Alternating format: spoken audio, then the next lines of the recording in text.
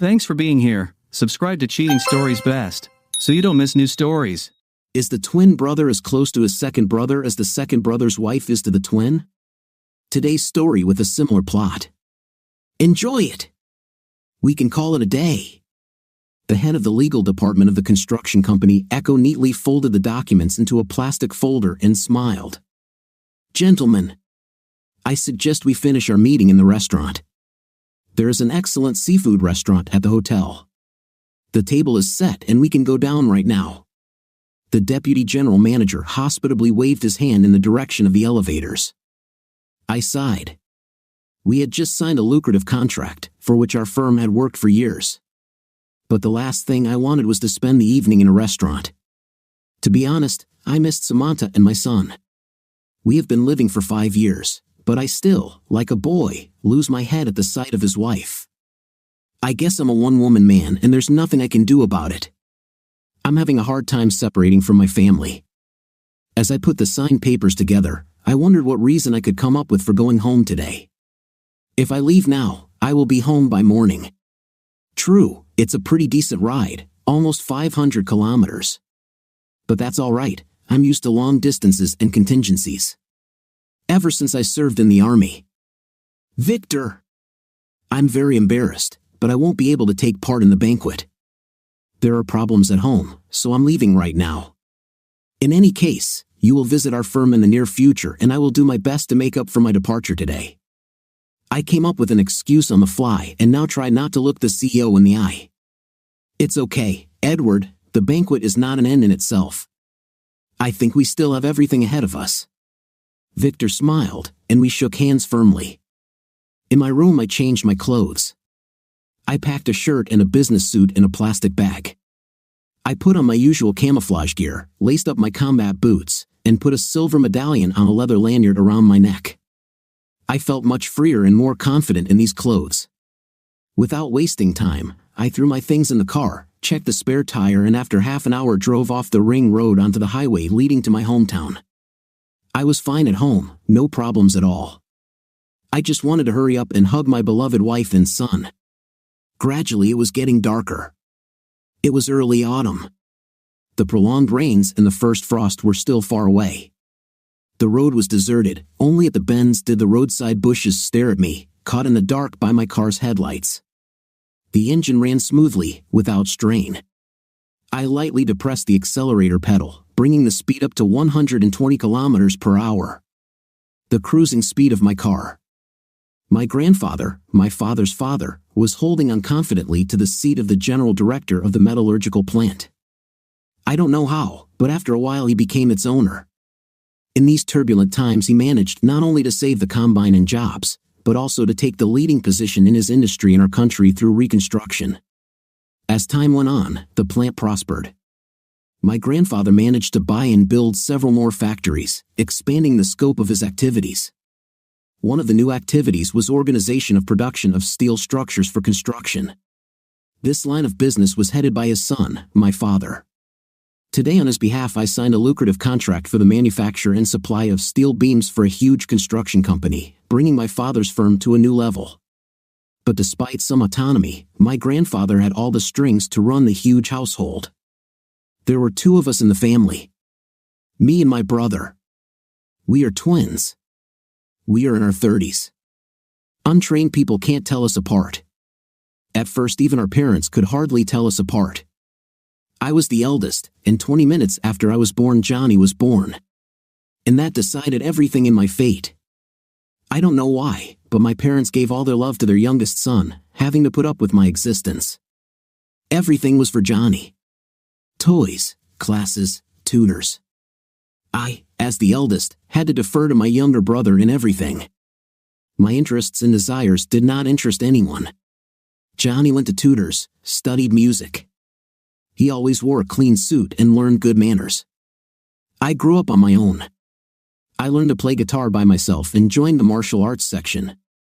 My grades were average, but after 9th grade I pushed my studies and soon I was in the top 5 in my class.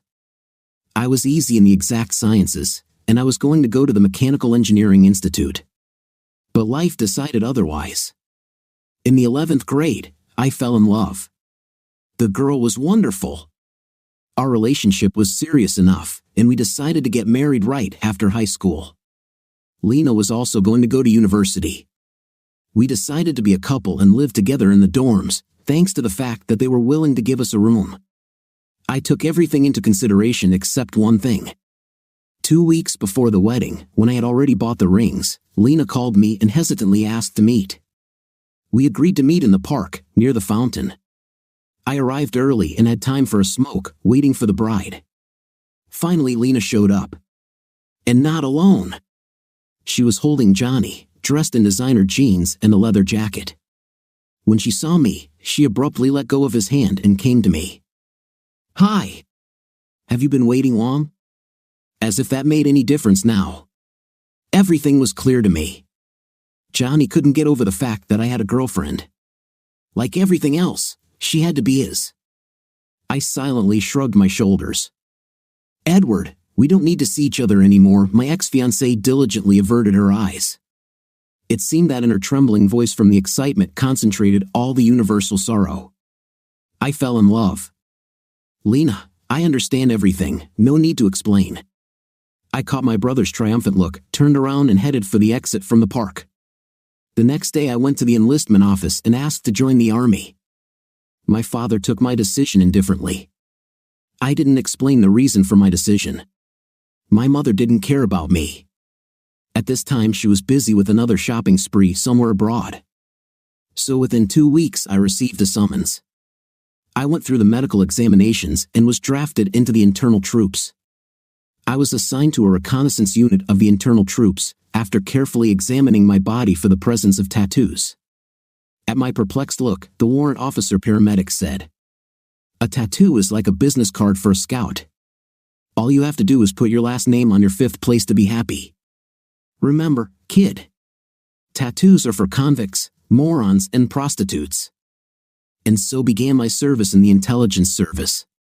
I was a tough and stubborn guy. I soon began to make progress in the service. By the end of my first year, I was already a sergeant, branch commander. I tried to study military work well.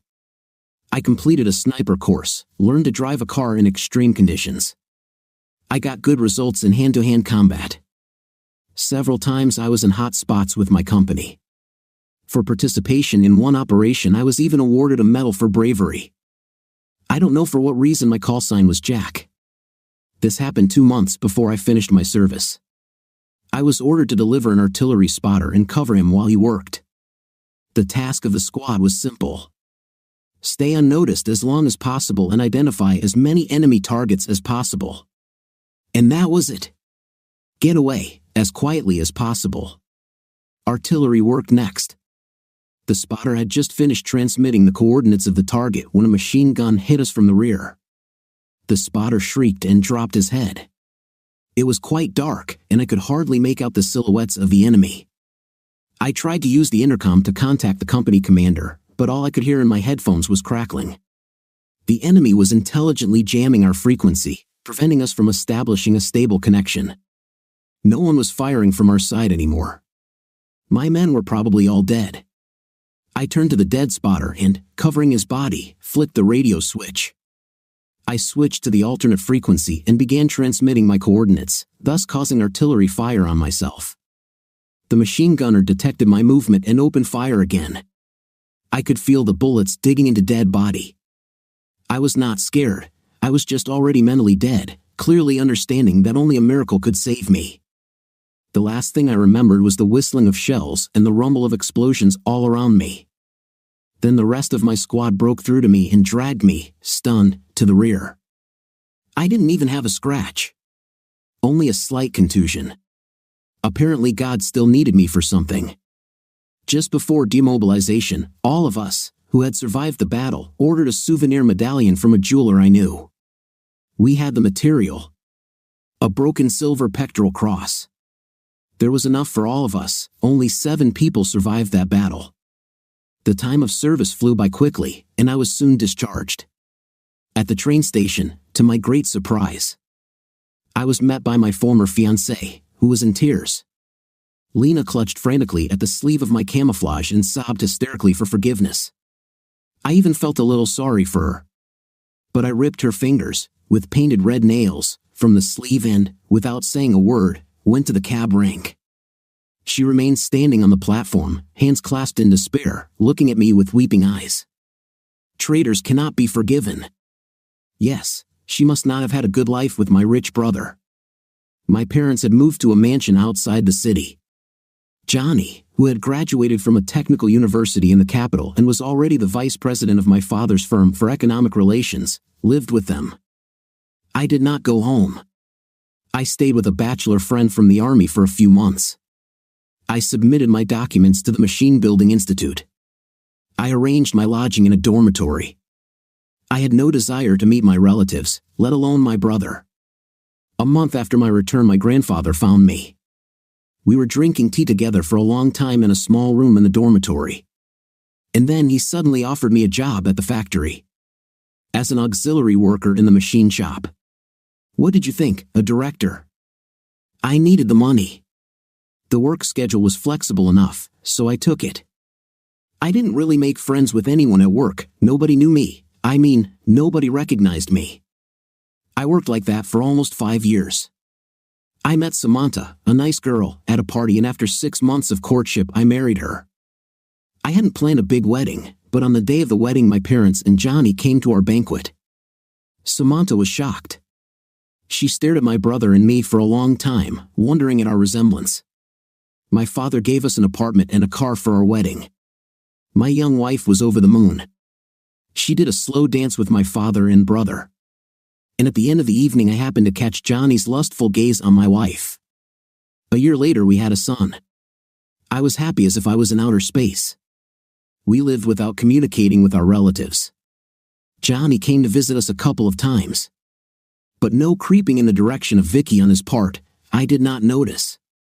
6 months ago I successfully graduated from college and my father appointed me deputy chief of marketing in his firm. I went into direct subordination to my brother. Business trips began. Audits, signing contracts. Everywhere Johnny put me. My wife was initially unhappy with my frequent absences, but then got used to it. That's how we lived all this time. The car swerved. Damn, I must have dozed off. Took it to the side of the road and pulled over, turning on the hazard lights. Got out of the car and did a few push-ups. Patted myself on the cheeks. I was falling asleep early. It was only the first hour. I started off smoothly. The road snaked under my wheels like a gray snake again. Around another turn, the headlights illuminated a large black car pressed against the side of the road. I could see a thin woman's silhouette struggling desperately between two large black figures. She had no chance of success. The highway was deserted at this time, and there was no help to be had. I looked up at the sky. The ragged disk of the moon was casting a gentle glow over the road. There was no Batman in sight. And there's no such thing as a Batman in our neck of the woods.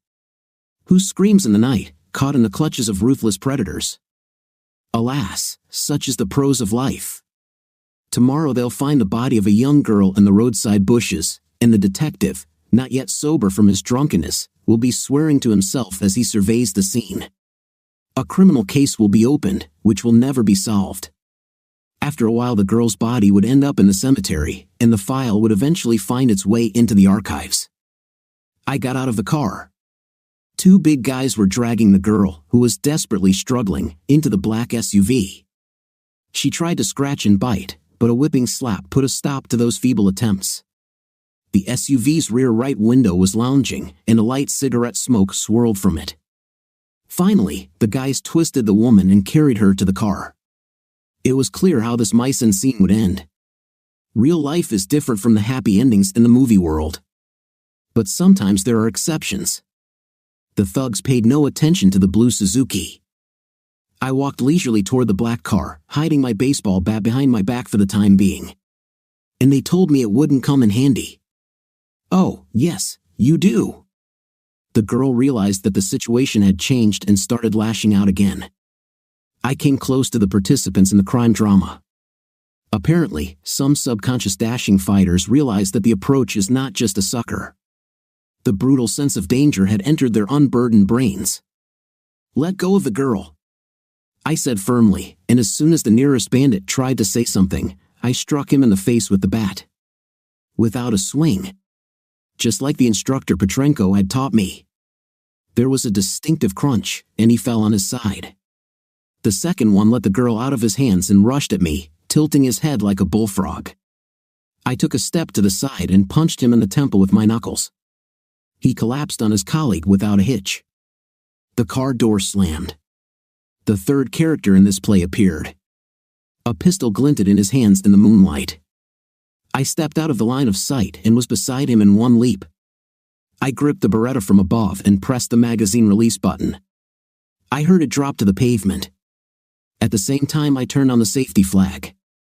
The subject, who did not understand anything, squeezed the trigger again and again, but no shot was fired.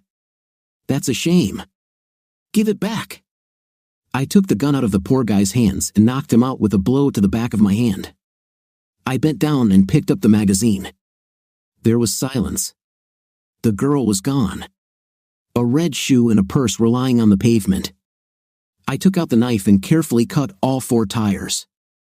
Sharply honed, the Tonto cut through the Michelin rubber easily. I took another look at the battlefield and headed for my car. I slipped my trophy pistol under the seat. In a moment, I was back on the highway. 500 meters later, I saw a limping girl walking quickly in my direction. She didn't even think to hide in the roadside bushes. I pulled up beside her.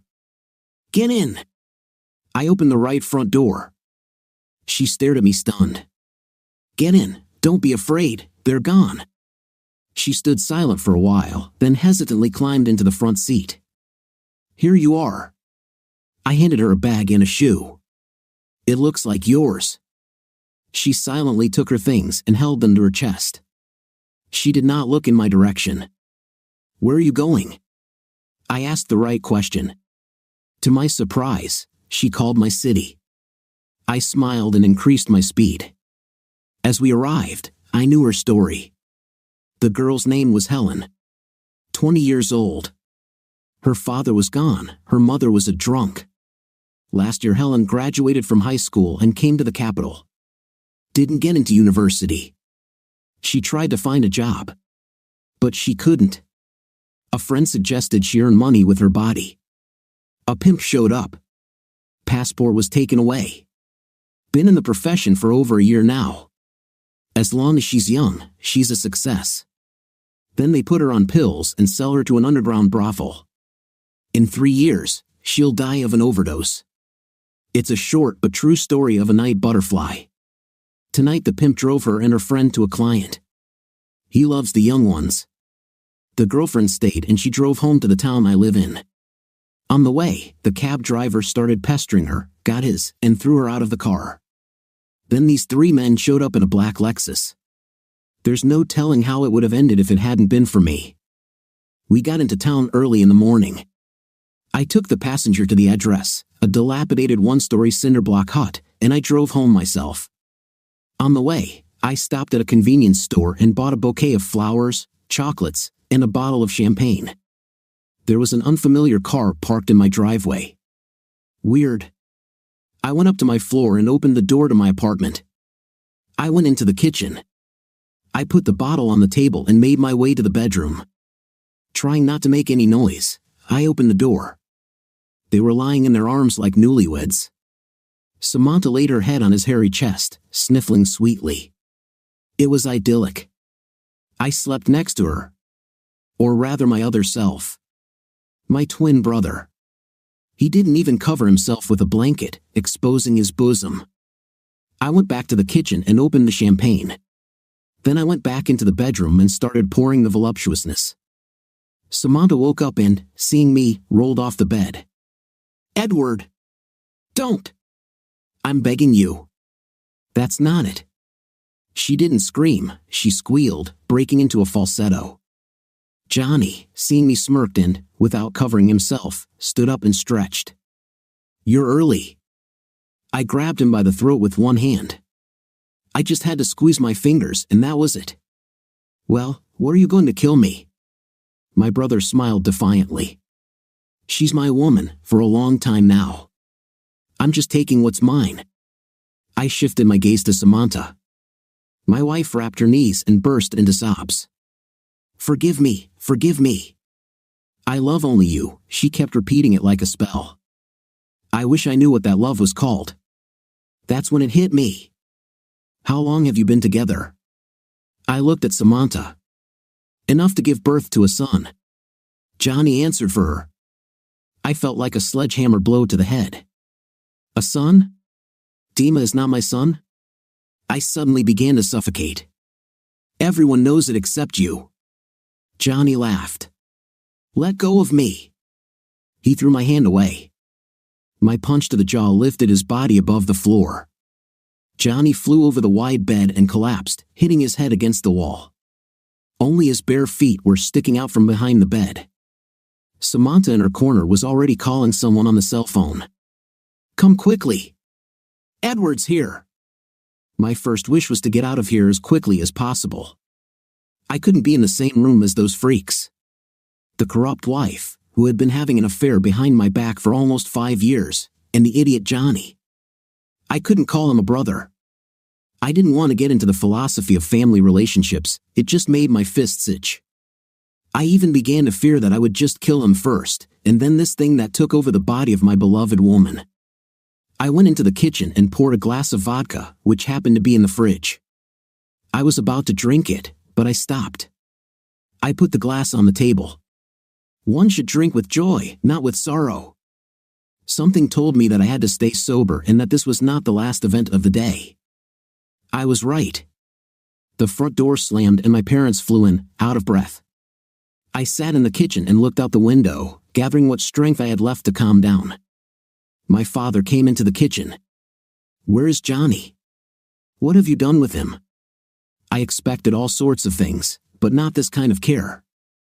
Ivan, Johnny is here. Mother's voice came from the bedroom. Father rushed into the bedroom. There was a commotion. Apparently, they were bringing my wife's lover to his senses. I was disconnected from everything. I didn't care what happened next. I saw no sympathy from my father. Only concern for the fate of his beloved son. He and mother were aware of everything, knowing full well about the connection of this scoundrel with my wife. They knew about the son. They knew and kept quiet. Or worse, they knew and supported him. I felt so disgusted that I wanted to vomit. I automatically started calculating my next move. It was clear that my marriage was over, my job was over too. I cannot see every day this creature who was once my brother. I have to move out of the apartment. Samantha crept quietly into the kitchen. Edward! It's your brother. I just couldn't resist. You have the same face. Dimka is not a stranger to you too, his own nephew. You won't leave us, will you? Edward, don't be silent. Samantha whimpered, wrapping her arms around my legs. Beat me if you want. Just don't go away. I was so squeamish that I got up and went to the window. The sun had already risen, and its rays were reflecting sunlight off the Vitara parked right under the window. I was finally able to pull myself together. The true reasons for my long business trips became clear. While I was away solving company business, Johnny was sleeping with my wife. My parents came into the kitchen. Edward, do not make a tragedy of what happened. We are one family and we have to stick together. My father began. Don't make any rash decisions. I've already made my decision. I only have one question. Did you know about this? Did you know my son wasn't mine? I spoke calmly, even casually. Not a muscle flinched on my face. My father was silent. My mother cried softly. Everything was clear. It was Johnny, their favorite son. How could he be deprived of another toy? But Samantha. Why did she do this to me? Did she fall for the money? Was she in love so much that she decided to give birth to another man's child? Or was it just a woman's stupidity? I went silently into the corridor. My father tried to block my way. You're not going anywhere. He grabbed my sleeve. Get your hand off me. He sensed something in my voice and quickly took his hand away. I'm going away. Don't try to contact me. You don't have a second son. You never did. I'll file for divorce today. I looked at Samantha. In a suit to annul paternity. Dimka has a real father, so let him raise him. He's your son. He loves you. You won't leave him and me. I won't give you a divorce. Samantha was hysterical. My father slapped me on the cheek with his palm. What are you talking about? Get over yourself. It's your wife and son. I grabbed him by the chest. The mother cried out. Edward, don't you dare. It's your father. If you touch me again, I'll kill you, you old idiot. I pushed my father away from my mother. I took my unpacked bag, walked past smirking Johnny, who was standing in the bedroom door, and out to the stairwell. Edward! Don't go! Vicky's hysterical scream was the last thing I heard before the door slammed shut. I was choking with rage. I stared blankly in front of me for a while, then started the engine and drove along the white lime-painted curb.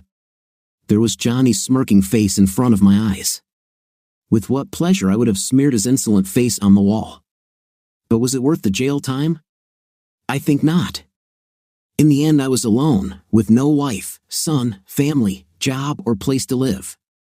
Zeroed out, so to speak. Well, I had to find some way to settle in. I took out my cell phone and dialed a familiar number. At the other end very quickly answered. Hello, Elephant? I ran the car with one hand and held the cell phone in the other. It's Edward. Got a minute? Hello, Jack. To my army friend, I was still Jack.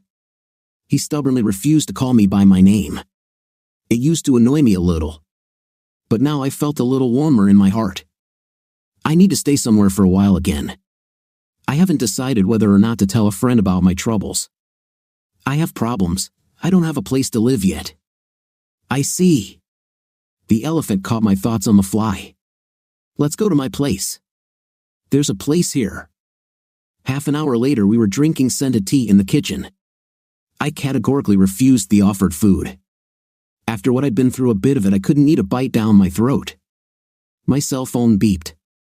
On the screen popped up a name, Samantha. I dropped the call. Fight with his wife? Pouring me a hot tea with a wry grin, he asked. It is much worse. With a sigh I answered, it is much worse. The elephant was silent with understanding. He knew what worse meant. Well, are you ready? We can go right now. My friend looked at his watch. It's not far. In the private sector, half an hour away. I didn't drive fast behind Elephant's car.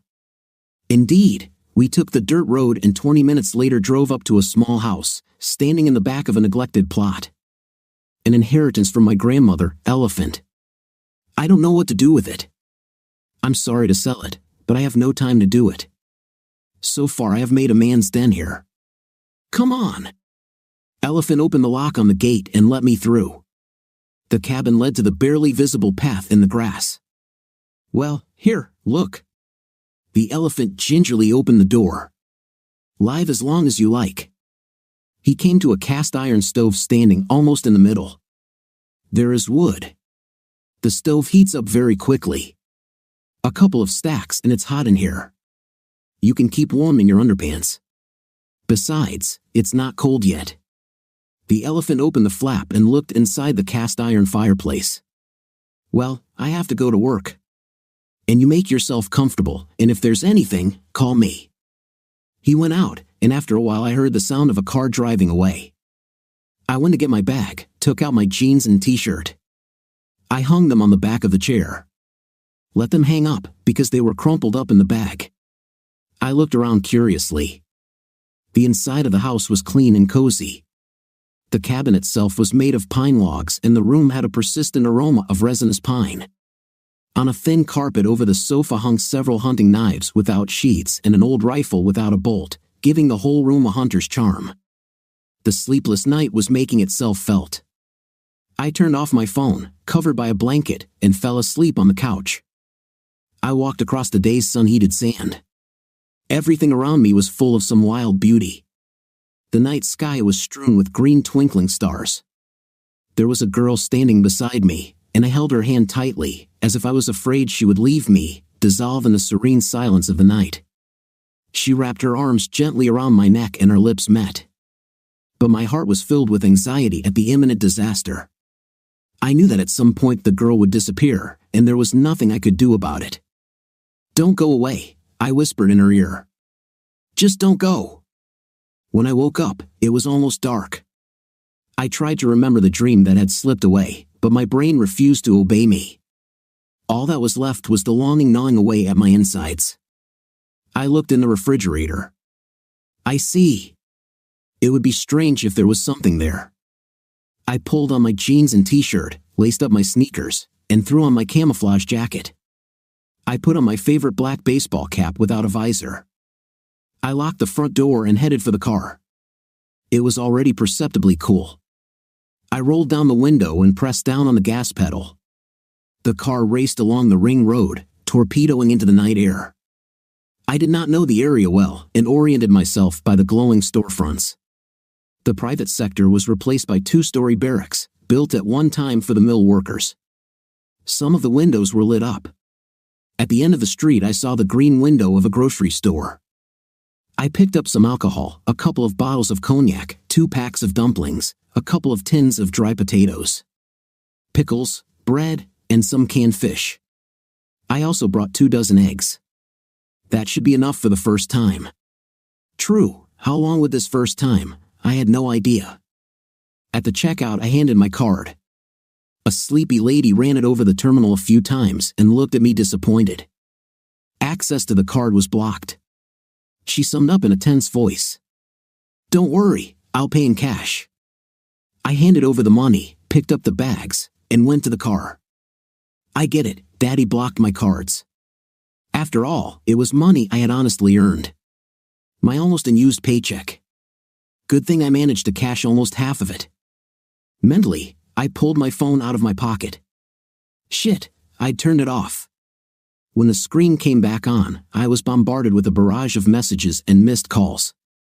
Without reading, I deleted the garbage and drove home. To turn around, I had to drive to the end of the alley, to the intersection. I had already turned left when my attention was drawn to the stirring near the archway leading into the courtyard of a 2-story barack. A bunch of half-dressed, painted girls were piled up against the wall of the house, watching intensely as 2 guys methodically beat their almost-without-nothing colleague. One of them was holding the poor prostitute by the hair, wrapped around her arm for comfort. I rolled down the right window. The execution took place in silence. The guys went about their usual business, bringing up their ward. The girl did not resist and obediently endured quite strong blows. She only made a sound pitifully. She did not even try to get away from her tormentors. It was understandable. It was an occupational hazard. Pimps bring up the contingent. It's not worth it to interfere. The girl was no longer on her feet and collapsed under the street light. For a moment her bloody face was in the light.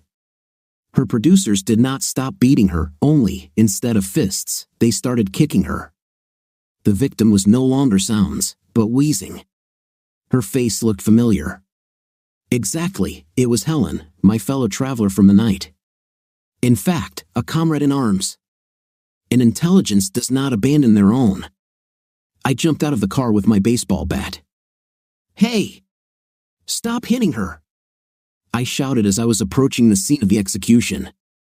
One of the managers turned around. He showed his face to me. That's what I was waiting for. The impact, the crunch and clatter of a fallen body. The second character reacted instantly and rushed into the alley. But my rage was hiccuping and I caught up with him in 2 jumps and hit him in the spine with the bat. The pimp collapsed like a stone. That kind of blow made his legs give out. The fallen man was lying on the pavement, drooling bloodily and twitching his lower limbs. I looked around. I carefully picked up the lying maiden and carefully placed her on my shoulder. I carried her off and put her in the car. She just looked at me, eyes frozen in a mute cry, and make a sound softly. I turned around and drove home, avoiding the potholes. Helen was lying on the couch, and I cut off her rags with a knife. When I saw her body without clothes, I involuntarily shuddered. There was one big bruise on her stomach. Her legs were covered in abrasions and cuts. There were traces of extinguished cigarettes on the inside of her thighs and in her groin. Face smashed and swollen. What kind of a brute would abuse a woman like that? I gingerly felt her limbs and ribs. The girl was making sounds normally. The bones appeared to be intact. But I had already realized that I could not cope. I can't take her to the hospital. The doctor would call the police right away. I dialed Elephant's number.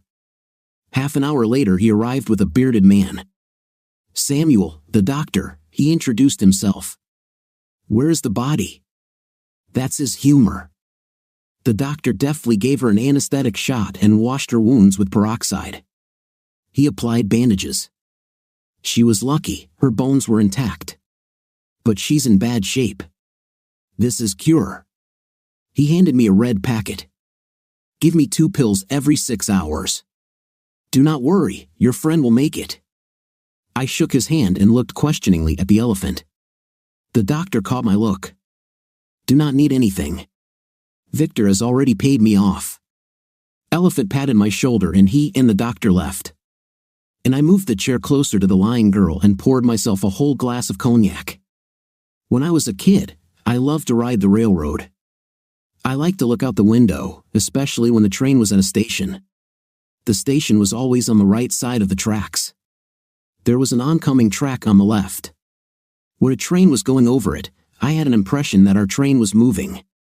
And the oncoming one stood still. But as soon as I looked to the right, the illusion of movement disappeared. It reminded me of my family life. I kept looking to the left, mistaking the illusion of motion for truth. But in fact my train was standing, and I, lulled by my so-called happiness, never bothered to look to the right. Only now I began to understand that the situation was quite happy with Samantha. What did she have to lose? The face next to her on the pillow is the same, and the rest is just a romantic adventure. My wife was well aware of what she was doing. She knew very well that the child would look like me in any case. She gave herself to my brother with enthusiasm, with all her soul and body. At the same time she was a pious believer in family values, carefully imitating numerous orgasms with me, so that I would not suspect anything. My parents knew everything from the beginning. They were quite happy with the situation. The grandson was theirs in any case, the more so from their favorite son, the yêur. Well, I would have survived, content with scraps from the table, you know what I mean. From the parents' point of view, mine and Vicky's, nothing egregious happened. Just a little embarrassment. The horny husband found out. But that's okay, he'll get over it and come back to the family. All they had to do was wait. And they waited, blocking all my debit cards, thus leaving me with no money. Regularly Samantha sent messages and called. The content was the usual. I love you, I'm sorry. We'll have another son, yours. Then she was joined by her mother. She tried to shame me and pity me. It was hard to manipulate me. I completely cut them out of my life, cutting off all ties. If all of them, including not my son, had fallen through the earth, I would have only shrugged and sighed in relief, getting rid of those things. I didn't hesitate to file for divorce at the same time I filed for paternity. The court ordered a genetic test, no matter how my family protested, calling me paranoid and an idiot. Bottom line, I am not the father. You should have seen their disappointed faces. I wonder what they were hoping for. Then the trial took place. We came to the hearing with Elephant. He had been my guardian lately, trying to be there for me at all times. All these judicial adventures were getting on my nerves. The judge listened carefully to all the streams of lies and filth, which diligently poured on me by former relatives. When the word was given to Johnny, she perked up. She had the semblance of a smile on her face and kept looking from him to me. The lawyer for that family was jumping out of his pants in his closing speech, accusing me of everything that had happened. Then the floor was given to me. I didn't hire a lawyer. I didn't want anything from them. I left everything to my ex. The apartment, the car. I left my father's company and didn't claim the inheritance. I didn't know my grandfather's position. He had been abroad all that time and didn't seem interested in the family problems. Finally, the judge announced her decision. Divorce, no alimony for my son or wife. I'm not the father. The judge also advised me to sue my father's company for my severance pay and the last month's earnings. As she did so, she looked very expressively at my father, who even cringed under her gaze. With a swing of the hammer, Elephant and I were on our way out. My car was in the parking lot, about 500 meters from the courthouse. The Elephant ran to the store on the way out, to buy some cognac. To celebrate freedom. I was walking leisurely to the car when I heard a noise above my ear. Satisfied, you idiot. A hard blow from behind knocked me down, and I fell forward, barely having time to set my arms. Before I knew what had happened, the toe of my boot hit me in the face. My eyes went black and I fell on my back. Johnny was leaning over me. Next time I'll kill you. He almost screamed. My father ran up and tried to pull him away from me. But my ex-brother managed to kick me in the side with his boot. Edward! Samantha came running up to me screaming. She knelt down and tried to lift my head to stop the blood gushing from my nose. Honey, are you in pain? I almost threw up at those words, and quickly pulled myself together. It was a matter of seconds before I was on my feet. I pushed away Samantha, who had already become a stranger, and turned to my brother. I saw, out of the corner of my eye, Elephant running across the street toward me. A crowd had gathered around us. Many were filming everything on their phones. Johnny broke free of his father's grasp and rushed at me. It was his fault. I met him with the back of my hand on his forehead. He froze for a while and then collapsed like a dead man at my feet. I didn't finish him off. Someone in the crowd clapped. A police car howled on the lawn. They were on time, as always. And there I was, already handcuffed, on my way to the station. When Johnny came to his senses, he filed a report on me for a brutal, gratuitous beating. All my relatives, except for Samantha and my ex-mother, confirmed it. But then Elephant appeared on the scene with the cell phone recording. Everything began to fall into place. They took the handcuffs off me and offered to write a complaint, this time against Johnny. But I spat under my feet and, accompanied by Elephant, went out. How the excursion to the precinct ended for my former family, I don't know. The only thing I remember was my mother crying with terror in her eyes. I wondered if she understood everything already. Toward midnight, the cold began to be felt. I looked at the couch. The girl was asleep, make a sound softly in her sleep. I carefully readjusted the slipped-down blanket. I went outside. The full moon was brightly illuminating the yard with a bluish-green light. I threw a few small logs on the bend of my arm, added a couple of stakes for kindling, and went back to the cabin. In a few minutes the stove hummed, crackling with burning wood and filling the room with the smell of smoke. Immediately it felt cozier and warmer. I took cognac out of the fridge and poured myself another half glass. I immediately felt sleepy. I sat down in an armchair and disconnected from reality. Where was I? I was awakened by a loud cry from Helen. "Do not worry, you're our friends." I tried my best to reassure her. She flinched at my voice and tried to shake her legs. She seemed to inadvertently cause pain, because she make sounds loudly. She looked at me and tried to remember how she knew me. "I gave you a ride into town last night. My name is Edward, and I met you. Do you remember?" I spoke quietly, so as not to frighten. "And where?" She was afraid to formulate her question. "Your friends? They're gone, and I hope they won't be any more. You need to lie down for a while. And then you can leave, if you want to." I handed her the medicine. "Take a pill." Helen looked at me expectantly. It seemed that she expected another meanness from life, this time in my face. "How did I get here?" "I brought you here. I'm kind of responsible for you now. Don't worry about it. Just take it as it comes. It's hard for me to explain the simple truths to you." I smiled. "You hungry?" I put the frying pan on the stove, and soon the room smelled of food. Helen ate quickly, as if she was afraid I would take food away from her. I brewed tea from the elephant's supply and, after pre-cooling, handed the cup to the girl. Then I helped her to go to the bathroom and placed her back on the couch, covered with a blanket. Soon she fell asleep. In the evening, Elephant arrived and brought groceries. Reported the situation. It's quiet in town, no one's making a fuss. I checked with the guys. Nobody's looking for her. He nodded at Helen, who was asleep. After a week, Helen began to get up, and after another 5 days, hiding her eyes, she asked, "Can I leave?" "Of course, no one is holding you back. You can right now." I turned away and continued peeling potatoes. Something I wanted: fried potatoes. So I'll cook for myself and Elephant. I didn't care if the girl stayed or not. In fact, her leaving relieved me of a lot of problems. So good riddance. Helen was standing in the middle of the room, covered with a sheet, holding the remains of her dress. I rummaged in my bag and pulled out my tracksuit. "Here, put it on. You can have my jacket." "Wait," I rummaged in the closet. On the bottom shelf were old women's shoes. "Put them on, maybe they'll fit." Helen put on my clothes and immediately looked like a retired warrant officer.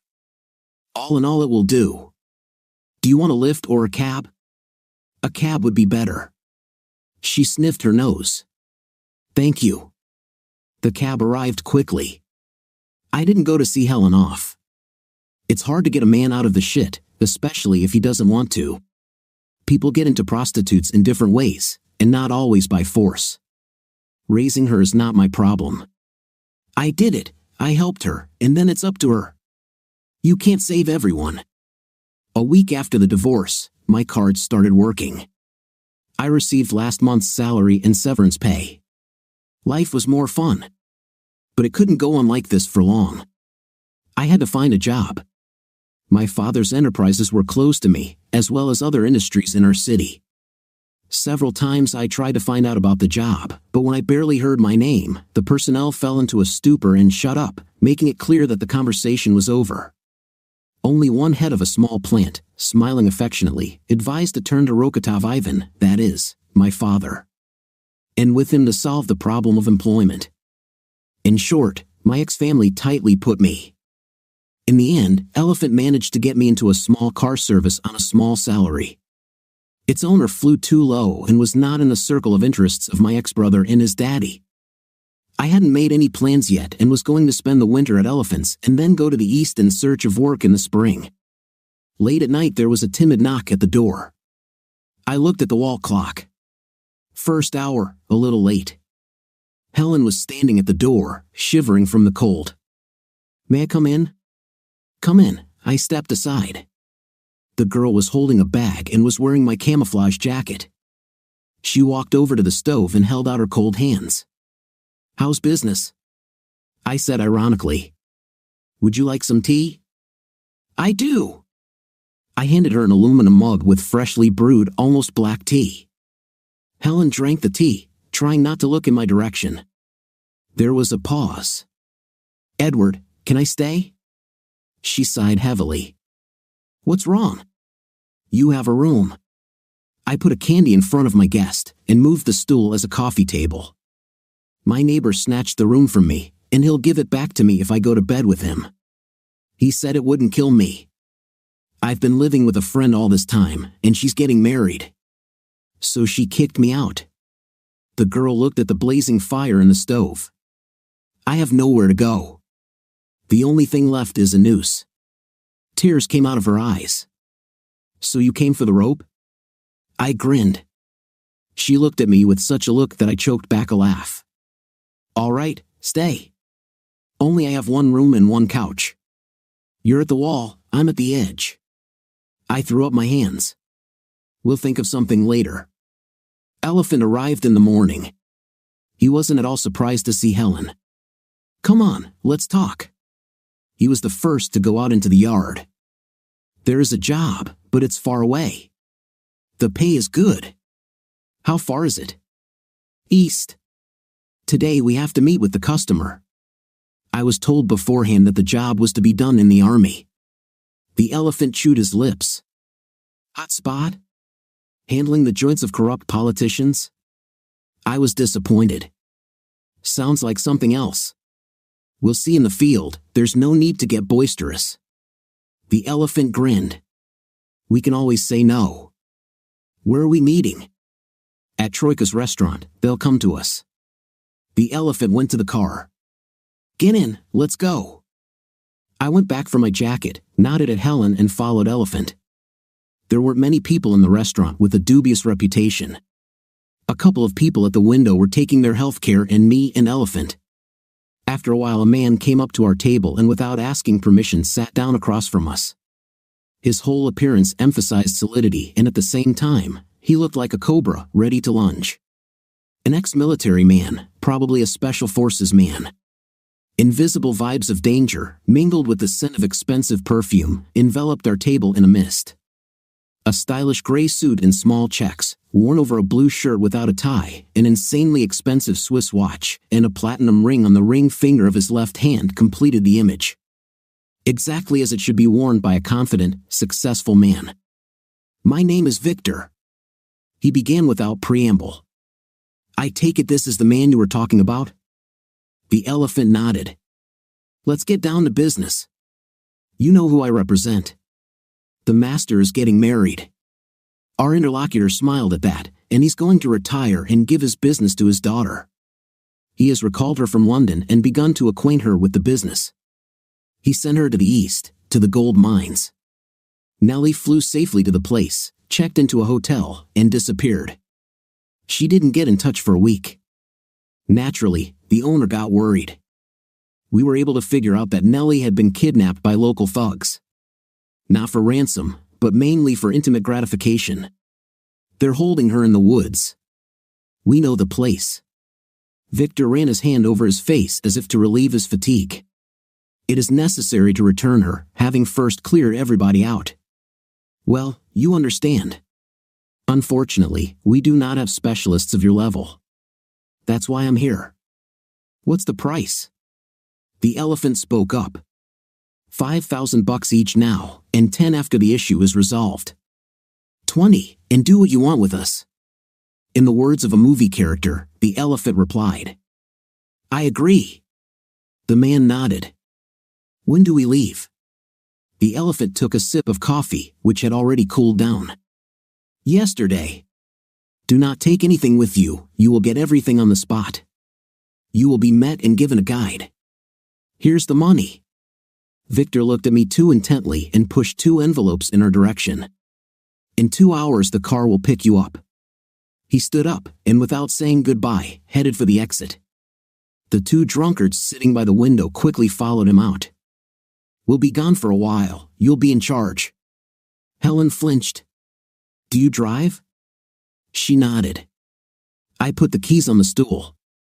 Take mine. They'll ask about us. Well, if they do, you know nothing. We just disappeared. And that's it. I instructed my lodger. I'll leave you the money. I put $1,000 next to the keys. That'll be enough till we get back. Well, I have to go. I picked up my bag and headed for the door.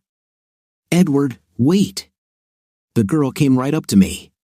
Just come back, you hear? Please come back. She hugged me impetuously and pressed her whole body against me for a second. I could taste the kiss on her lips. In her eyes I caught something more than just sadness at parting. It all happened very quickly.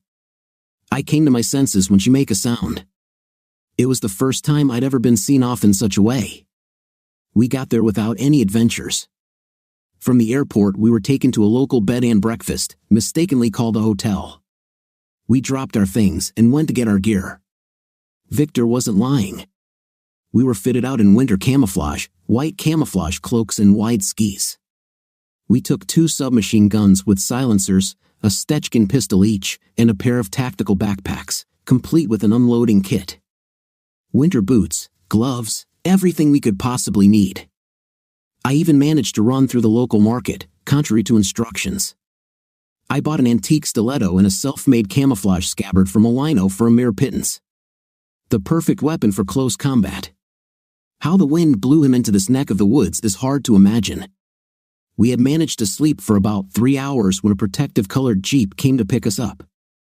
We drove about 160 miles, then turned onto a country road. After about 30 kilometers the car stopped. We walked the rest of the way. The driver helped me take things out of the trunk, turned the Jeep around and drove off. Out of the gloom, a man in a warm jacket with a rifle over his shoulder came skiing. "Vasily, your guide." He introduced himself. I nodded. Elephant and I jumped a little.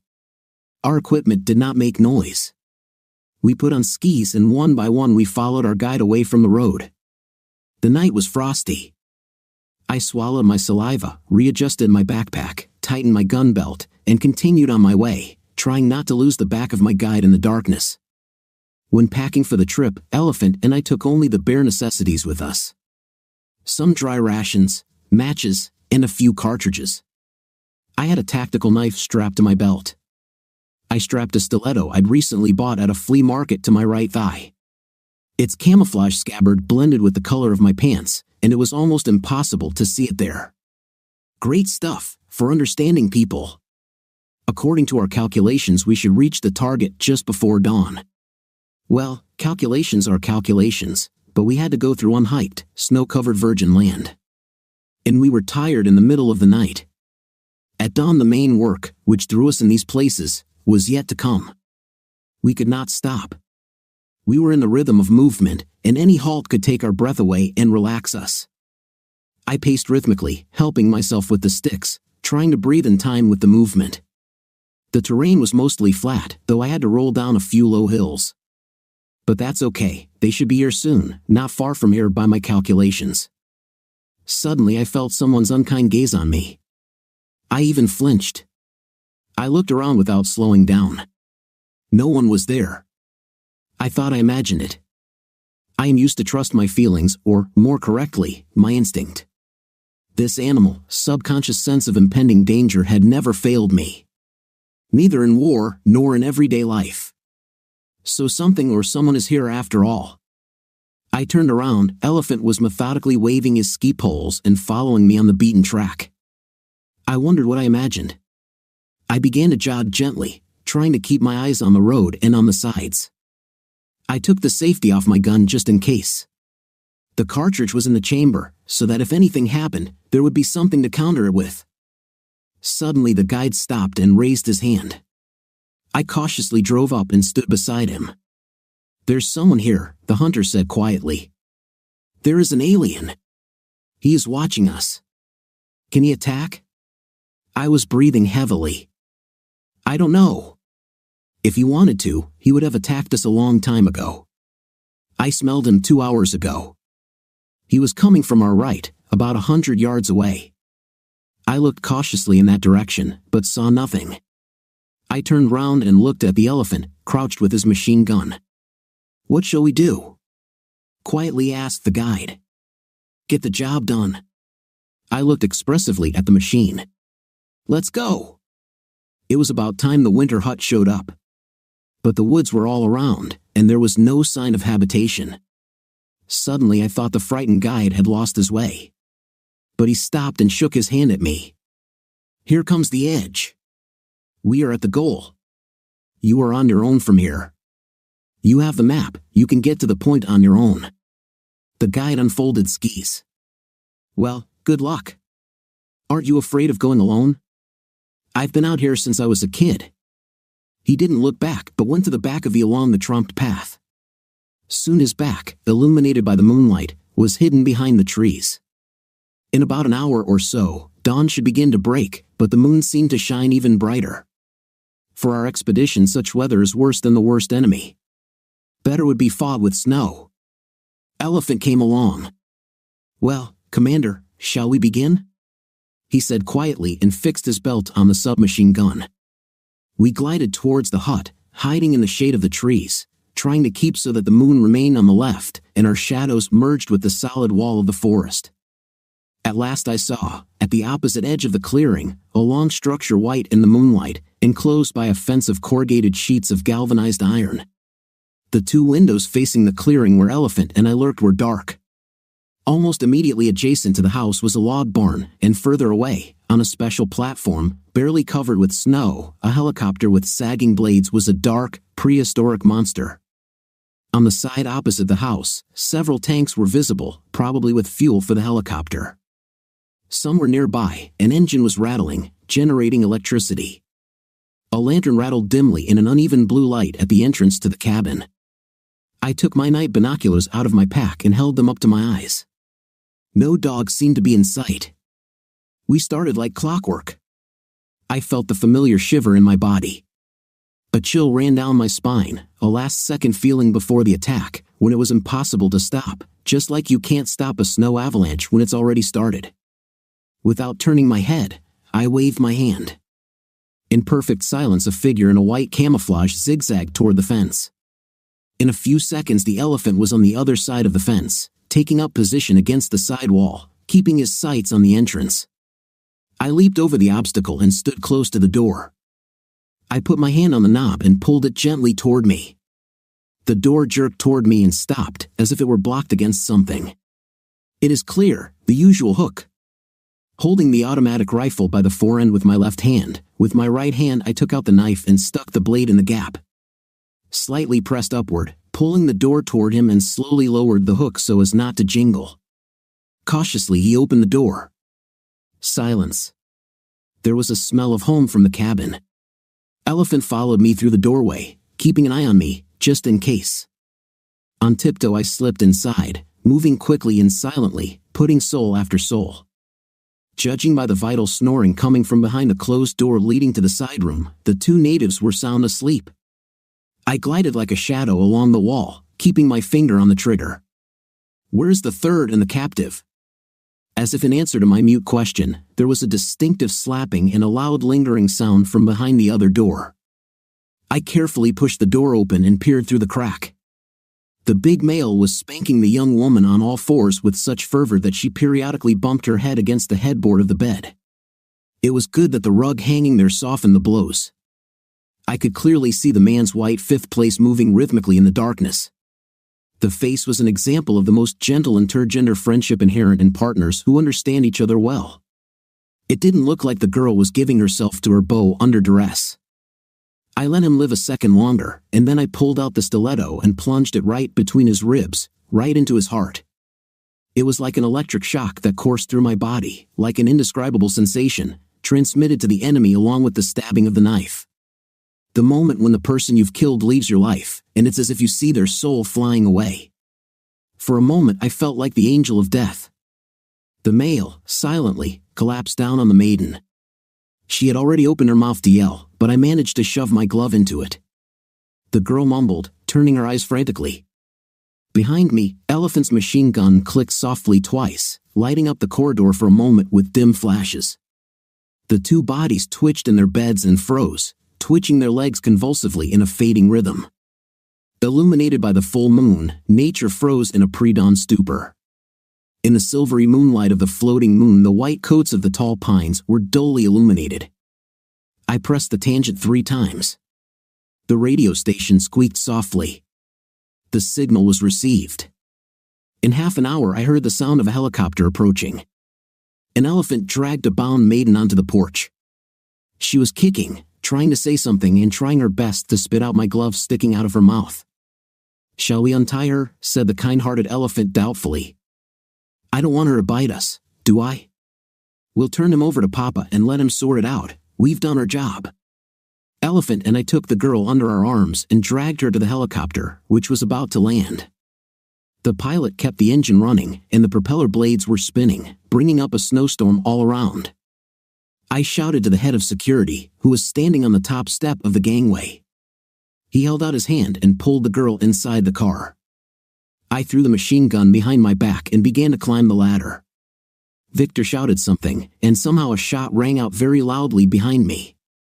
I felt as if I had been hit in the shoulders with a sledgehammer and the light went out. Consciousness returned in pieces. First I felt my legs, then my arms, then a piercing cold. When I lifted my eyelids, a blinding white light hit my eyes. Bright and sharp as an awl. I blinked a few times, but it was all right. Recent events came rushing out of my mind. The cabin, the girl, the helicopter. And a shot in the back. Something rustled on the side. "What's the matter? Are you awake?" The elephant, as usual, didn't choose his words. "What was that?" I spoke slowly, not yet fully recovered. It was a clean-up job. First us, then us. The elephant spat. Honestly, I don't understand it myself. Who was shooting? There was one question that bothered me so far. Yes, our guide. He burrowed into the snowdrift and waited for the command. He hit you in the backpack, and there is a titanium plate, if anything. Elephant wiped his face with his palm. You were thrown off the ramp. How did you do that? Oh, that's right. While he was shooting at you, I cut him off with my machine gun. Too bad I missed the head of security. Managed to lock the door. The elephant smiled.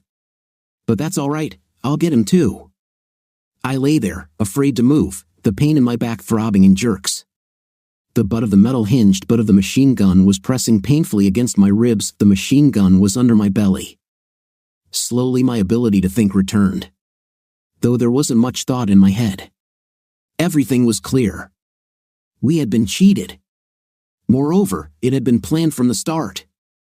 But the real question was, how was I supposed to get out of here? How long had I been unconscious? I turned on my side and tried to pull my gun out. About half an hour. The elephant tried to help me. The chopper took off right away? Almost immediately. Made a circle and went northeast. Right, flew to Katanga. At last I took out my gun. It's necessary to get out from here, the sooner the better. As though having heard my words, a wolf howl was heard in the distance. A long and dreary howl. The forest rangers are coming. Sniffed elephant. I did not share his amusement. Nonsense, if anything, we'll stay at the lodge, it has strong walls. Cheerfully told the elephant. I do not think. They'll be back, and they know you're alive. What do they need witnesses for? I was well on my way to the worst-case scenario. The hum of the helicopter engine could be heard coming from behind the forest. A helicopter was seen over the tops of the pines. The helicopter swooped over the clearing and made a second circle. In our white camouflage cloaks we were invisible from above, and this gave us hope. The helicopter came into view again, and I saw the rocket fly off its console and hurtle downward, leaving a trail of blue behind it. It struck right in the middle of the cabin. There were flames and then an explosion. The heat and blast wave hit us, and we dropped our heads in the snow as if on cue. When we came to our senses, the hum of the helicopter was already far away. Well, that's all. It was finally cleared out. I looked in the direction of the hut. The cabin was on fire. Clouds of bluish smoke rose over the taiga. A little later the fuel tanks burst.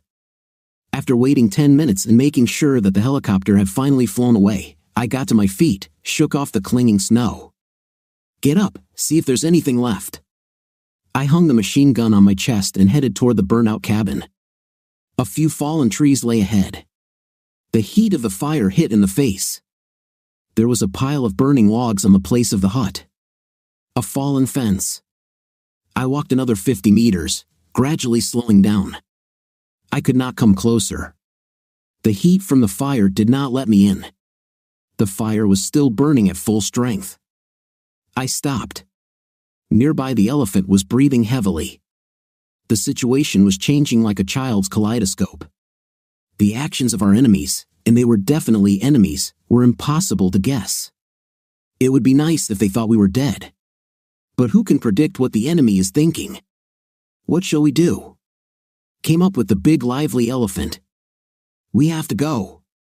I pulled out a map. To the nearest village was 80 kilometers. It would take us 2 days to ski across the virgin land. We had dried food, water all around. I pointed at the snow. But what to do with the wolves? Suddenly, I felt the prickly stare again. My heart treacherously fluttered. Again? I think we're being followed. I looked at Elephant. You don't feel a thing. My partner lifted his chin as if sniffing. There's something in the air. Unsurely, he muttered. We need to find the skis.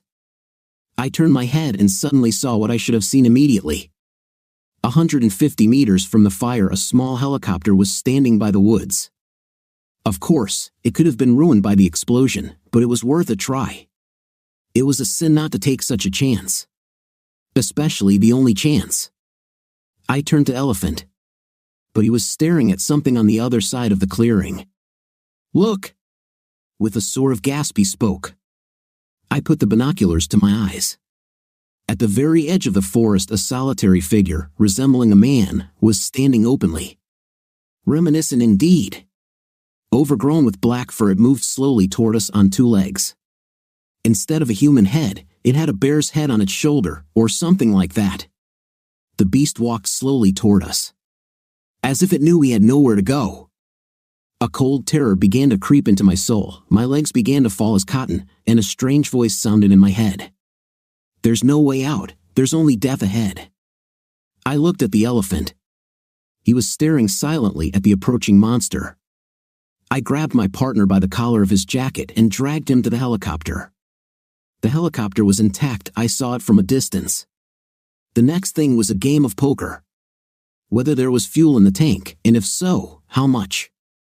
I kicked the elephant inside and didn't hesitate to get in. The elephant came to his senses. His eyes began to make sense. He unscrewed the now unnecessary silencer and cocked the bolt. "Oh, pity it's not a big caliber." "Sorry, no grenade launcher." I was tinkering with the dashboard. I'd never seen such a helicopter before. But all such machines have typical controls. And they don't need an ignition key. I took a quick look around the instrumentation. Everything was familiar, in general, no surprises. Something I've never seen before. I've never practiced on this model, but all improvements are tertiary. Chanting a prayer to myself, I reached for the right toggle switches. I started the engine. The twin screw rotated with a whistling rustle at idle. It needed at least a little warming up. Looked at the fuel gauge. Looks like half a tank. Turned up the revs, the engine howled right away. "Buckle up!" I yelled to the elephant. I lifted the car into the air. The helicopter pecked its nose a few times, wobbled, but obediently gained the proper altitude. I looked down. There the creature was raving, missing its prey. I lifted the helicopter another 5 meters. I increased the throttle and headed northwest toward the village. "How long have you been flying in helicopters?" said the elephant, who had fallen silent. "You won't believe it, it's the first time I've flown." The man put his elbows on the table and looked intently at the interlocutor. "I ask you again, Ivan, where's Edward?" Ivan Rokotov felt like being interrogated. It seemed to him that his father saw right through him. "Daddy, I haven't seen him for a long time. Right after his divorce from Samantha, he disappeared." "Disappeared? Have you been looking for him?" The owner of one of the largest steel companies in the country shook his head incredulously. "Why did they divorce?" "Edward, for some reason, decided that Johnny slept with his wife, so he made a scandal." Ivan looked uncertainly at his youngest son. "For some reason decided? Out of the blue?" Stivan Rokotov grinned. But his grin reeked of coldness. "And then he divorced and disappeared? There must be a reason, a good reason. What would a man went to such radical measures?" "I know my grandson, he does not make hasty decisions." Grandfather grimaced. "Stivan, you cannot worry." A young woman standing behind the chair put her hand on the man's shoulder. Grandfather affectionately covered her palm with his own, instantly drawing a disgruntled grimace of his son. "All right, I understand everything. Sit in the corridor." The grandfather turned to the young man frozen at the window. "Seriosa, call my daughter-in-law." A rather young woman entered the office. She walked uncertainly to a long table. "Hello, Vera. Please sit down. Maybe some tea or coffee. Have you ever had breakfast today?" The old man's eyes shone with love. It was clear that he loves his daughter-in-law and does not show her any ostentatious respect. "Hello, Papa." Vera looked at her father-in-law warily. "Vera, what happened while I was away? Why did Edward leave the family?" Vera cried. "He accused Samantha of cheating on him and of having a son by another man." "Why did he think that?" Grandfather frowned. "He caught Samantha with Johnny in bed." Vera covered her face with her hands. "He beat Johnny and left." "Beaten?" It is Johnny Fabulous Luck. I would have killed. The woman standing behind the chair soothingly stroked Grandpa on the shoulder. Where could Edward be now? He was at the trial with his army friend, Elephant, I think. Maybe he's at his place now. The old man thought about it. Victoria. Make an order. He raised his head and looked at the young woman. Everything will be done, Stephen. She was writing something in a notebook. Vera. Grandpa smiled. I invite you to the restaurant. Let's have lunch and talk. He got up from his chair, showing that the official part was over. In my time, I took everything from military service. Even the ability to drive a helicopter. But that skill saved our lives today. Elephant cursed beside me. The helicopter shook. Squeezing the levers, I leveled the car. We were on the same course. When I checked the compass, I realized that I wasn't that far off course. A red light flashed on the dashboard, indicating that I had about 10 minutes fuel left. I began to descend, looking for a place to land. The landing was not very soft. The helicopter visibly bumped against the frozen ground. The spinning blades raised a small snowstorm all around. At last the engine stopped and there was silence. I pulled out a map and tried to pinpoint our location. It was 20 kilometers to the village. But it had to be done on foot, even without skis. We crawled out of the cabin and looked around. I readjusted the straps of my rucksack and stepped towards the river. Elephant followed me holding my submachine gun at the ready. One by one we followed each other through unfamiliar terrain, having a vague idea where we were going. At last we reached the shore. Time was already rolling toward evening and, to all appearances, it would soon be dark. We should have thought of the night and looked for a suitable place to stay. But it was nowhere to be found. Suddenly I saw a lopsided wooden hut near the shore, among tall larch trees. We came closer. The hut had once been made of thick larch logs. It was undoubtedly a winter hut, but it had been abandoned long ago. The cabin had sunk almost up to the windows into the snow over time, and the roof was damaged in some places. The windows still had intact glass, but were boarded up. The door, oddly enough, was intact. I gingerly pulled the wrought iron handle toward me. The door clung to the icy low threshold and reluctantly opened, revealing a dark opening. With weapons at the ready, we stepped into the darkness and stopped in confusion. It was pitch black inside the hut. Rummaging through my backpack, I took out a flashlight and pressed a button. I involuntarily took a step back. Right in front of us, at arm's length, the flashlight illuminated a human skull, yellowed with time, bearing its rare crooked teeth and a smile. A homemade knife was lying on the side, with a long, rusty blade and a handle carved out of bone. Something gleamed beside the knife, reflecting the light of the flashlight. A ring! It was very old, and appeared to be of silver. I put it quickly into the breast pocket of my jacket without saying anything to Elephant. Meanwhile, it was getting dark. I took a candle out of my backpack, melted it with a lighter, and pinned it to the table. I lit it, and the room was illuminated by a dim light, giving it a semblance of coziness. Elephant took a piece of tarpaulin out of his backpack. We spread it out on the floor and stacked the remains neatly. We took it out of the hut, intending to bury it in the morning. I made a fire in the stove. I estimated that wood should be enough till morning. I began to lay out things, taking them out of the backpack one by one.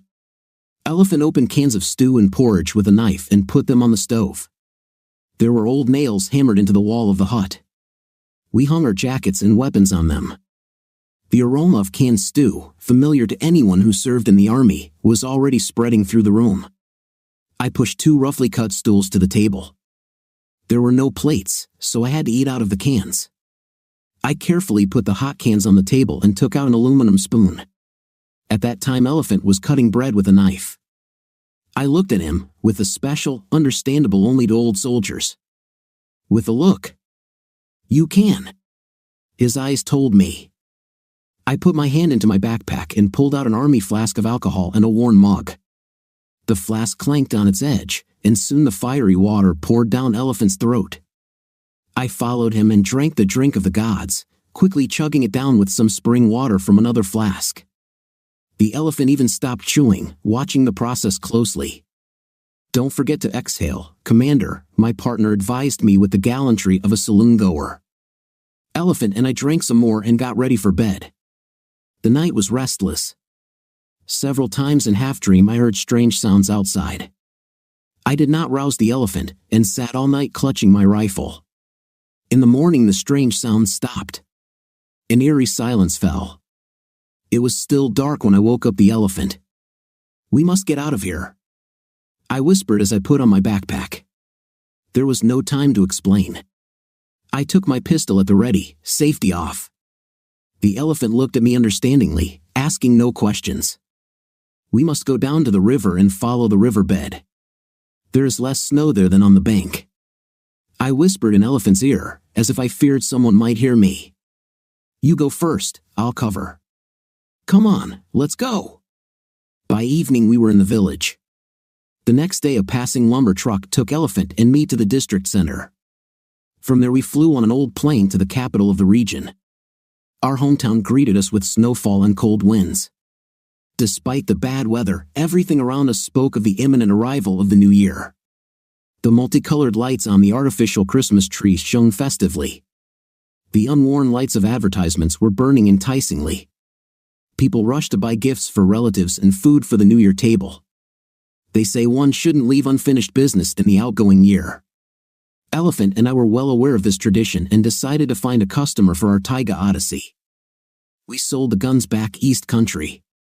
A local amateur bought them for a good price. With this money we were able to buy tickets home.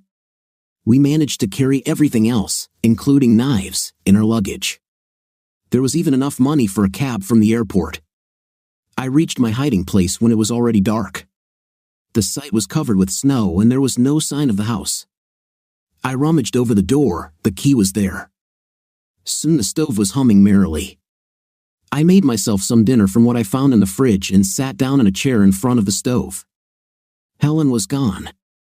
Judging by the fact that the room was not her things, she had gone quite a long time.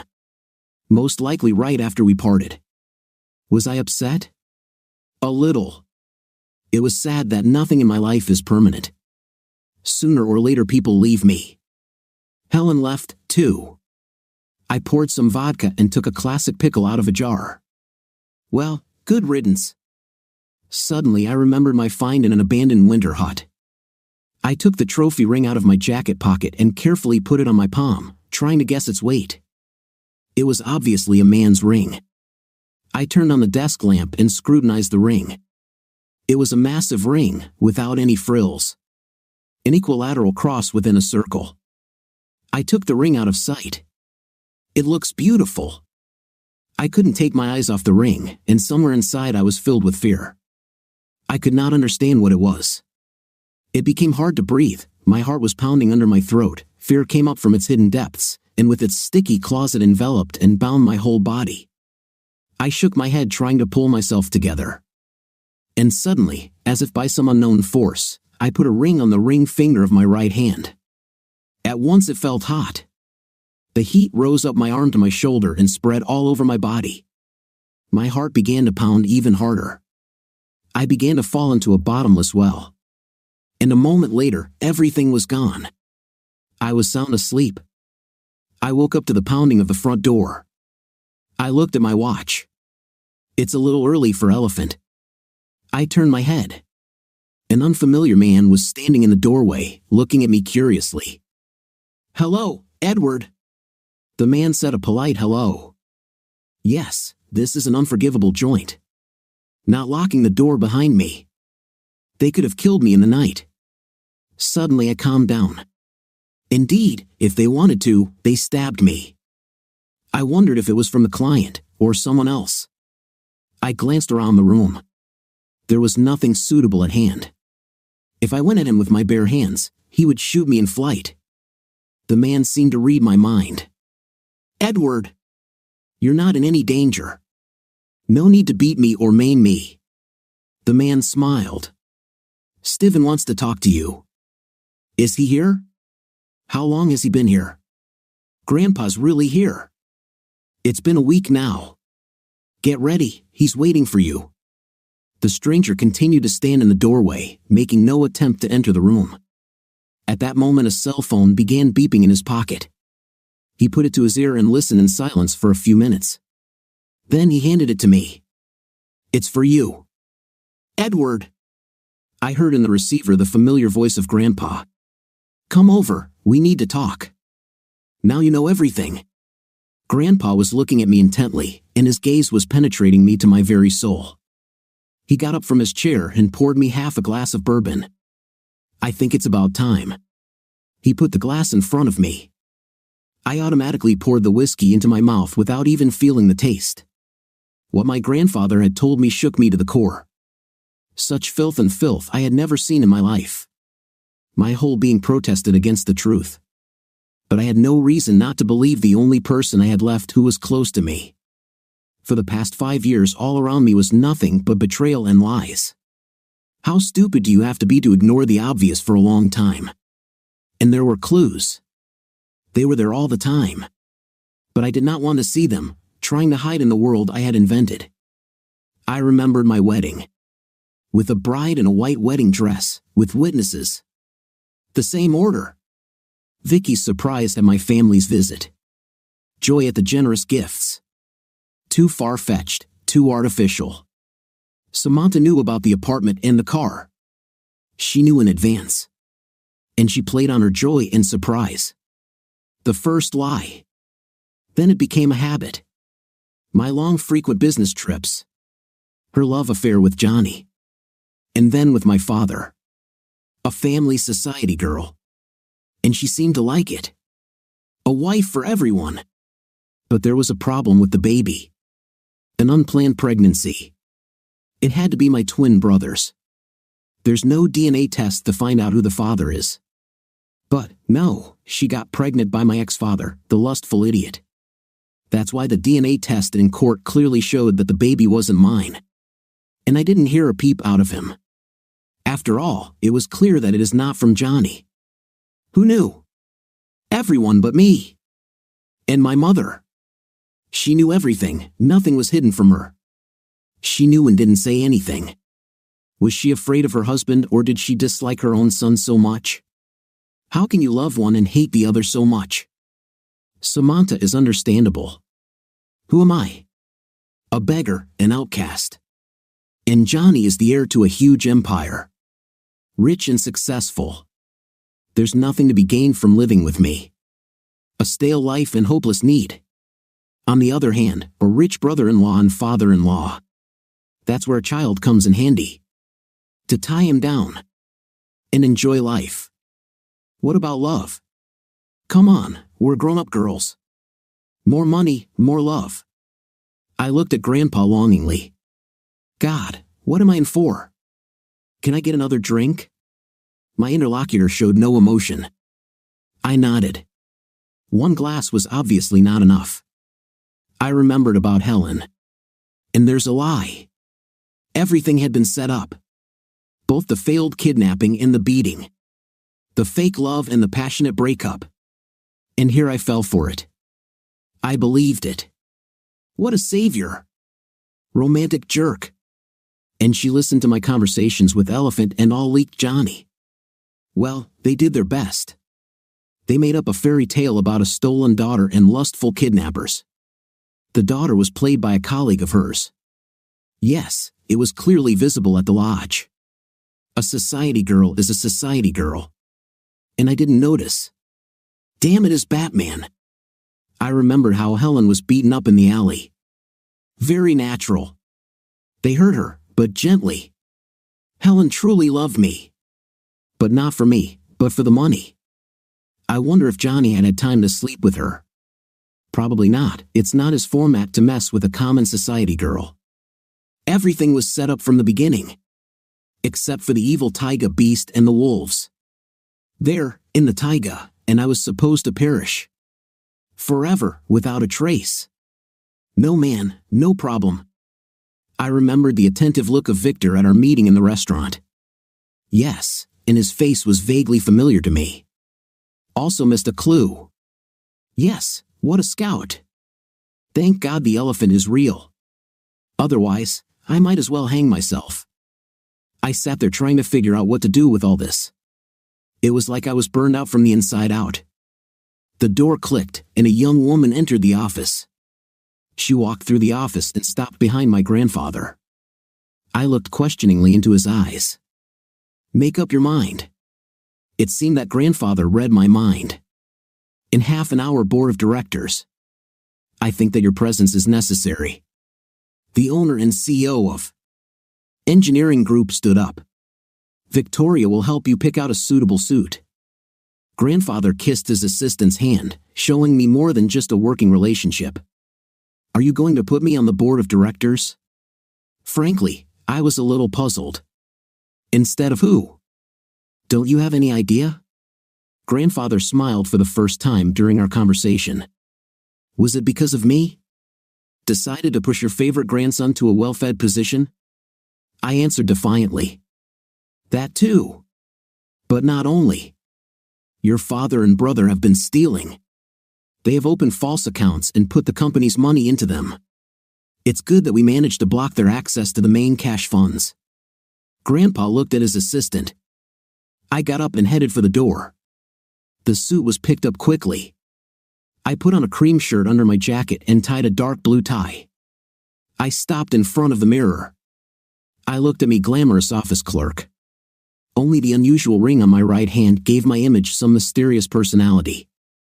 In the corridor, in front of the door leading to the small conference room, Johnny was excitedly circling around. What do you want here? He hissed when he saw me. But I saw a glimpse of disappointment in his eyes. Well, of course, I did not disappear. Unpleasant surprise. Victoria ignored Johnny hissing and opened the door. Come in, Edward. Everyone was already assembled. No one knew me, so many surprised looked at me, confused with Johnny. My grandfather stood up from his seat and made a few steps towards me. Gentlemen, let me introduce you to my grandson, Edward Rokotov. Have a seat. Grandfather pointed me to an empty seat at the large round table and sat down again in the chairman's chair. I have a question. I heard my former father's voice. Why is there an outsider on the board of directors? Indeed. Grandfather was not embarrassed. But we're going to correct that mistake now. A young man standing behind my grandfather's chair put a blue folder and a pen on the table. This is a notarized document on the transfer to my grandson of 51% of the shares in the concern. Grandfather signed the document in a large space in front of him. Gentlemen, he continued, I propose that Mr. Edward Rokotov be put on the board of directors of the company. The board members raised their hands in unison. Just a minute, gentlemen. My ex-father spoke up. The number of board members is always constant. It cannot change, according to the rules in the company charter. We cannot introduce a new member at this time. Really? Grandfather smiled. I propose to remove Mr. Ivan Rokotov from the board. I was sitting in a deep armchair behind a huge table. On a leather sofa to the right of the table nestled grandfather. You are too early to take over the reins of the company, and I'm still in my right mind. Grandpa laughed. There was a knock on the door. Victoria put a plate of fruit and a bottle of cognac on the coffee table. Victoria, stay here. Grandfather looked at his assistant. She smiled and sat down on the edge of the sofa. Frankly, I was a little strained by the relationship of my grandfather and his assistant. Who was she to him? A mistress? It was the first thing that came to mind, looking at their relationship. But was she too young for my grandfather? It was as if my grandfather read my mind. Victoria, the daughter of an old friend of mine. He died tragically with his wife a quarter of a century ago. Victoria was taken by the guardianship authorities to a boarding school. Grandfather stroked the young woman tenderly on the arm. I tracked her down, took her away, and adopted her. She's been with me ever since. I was a little taken aback. Victoria looked at me and blushed. P.S. Young man. This is not silver. The old jeweler chewed his lips. This is platinum. I must tell you, it's a very old ring, you know what I mean. Look for yourself. Boris gave me a magnifying glass. Well, what do you say? I trust you completely. I politely put the tool on the table.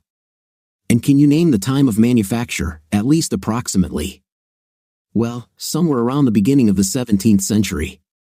At that time such rings were in fashion. It was made by a good jeweler. Fine work. By the way, the enamel is English. At that time. So, your ring was made in Europe, most likely in England or Scotland. I wonder who it belonged to and how it came to be in our country. I put it on my finger. Alas, I do not know that. The old jeweler shook his hands. Well, are you ready? I looked at the elephant. Yes, I am. When is the car? Elephant finished lacing up his boots. At that moment the cell phone rang. The helicopter circled over the cold water of the river and then made its way down to the rocky shore. The rotating blades shook the tops of the firs and pines growing along the shore. I was the first to jump out. Then I took my wife in my arms. She flatly refused to let me go alone. The elephant handed me my rucksacks and weapons. I waved to the pilot and jumped out onto the rocky beach. The helicopter hovered over the bank for a while, then took off sharply upwards and raced along the river bed. Soon the sound of its engine faded around a bend. A motorboat slipped out of nowhere. It turned toward the shore and soon jerked its nose into the coastal sand. The man in the stern jumped into the water and pulled the boat to the shore. Good day. How was your trip? He smiled in a friendly way. We shook hands and started to load equipment. Well, let's go. I hugged and kissed Victoria. What do you think of our story today? I think the husband is absolutely right in this situation to catch his wife with his twin brother, and soon to find out that she has been cheating on him for more than a year with him is very sad. What's your opinion? Write in the comments. See you in the comments.